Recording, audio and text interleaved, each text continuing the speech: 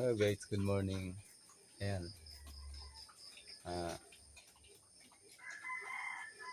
Dito nga pala ako natutulog sa sa may babuyan ko kasi binabantayan ko pa yung mga baboy kasi baka mataganan sila nung nanay. Ito nga pala yung higaan ko.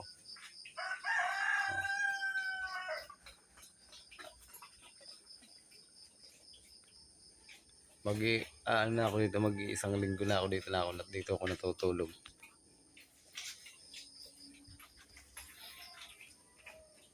Kasi yung isang yung kakapanganak pa lang, walang ganitong kulungan. Yan ang binabantayan ko talaga.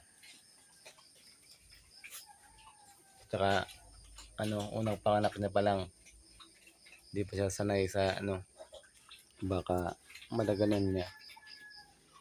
Kawawa naman yung mga biik. So guys,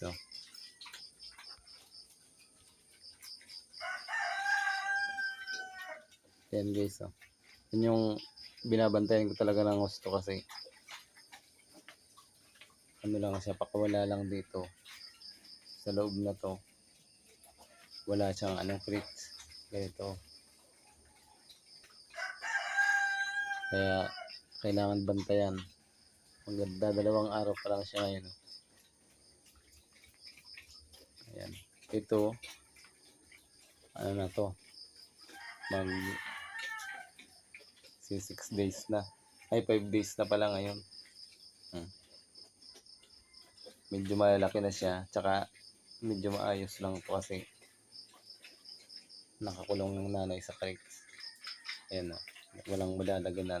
Ito yung inaalala ko, yan ganyan wala pa siyang crates.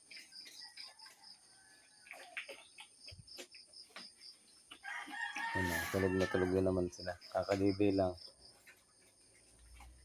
Pinapag-almusal ko na sila kahit medyo madilim-dilim pa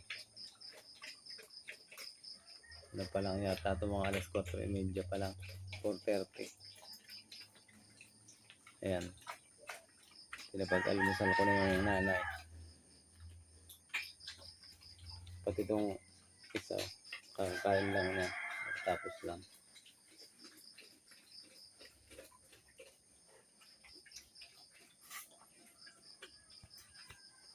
Yan, binalot ko siya ng yung kulungan, binalot ko ng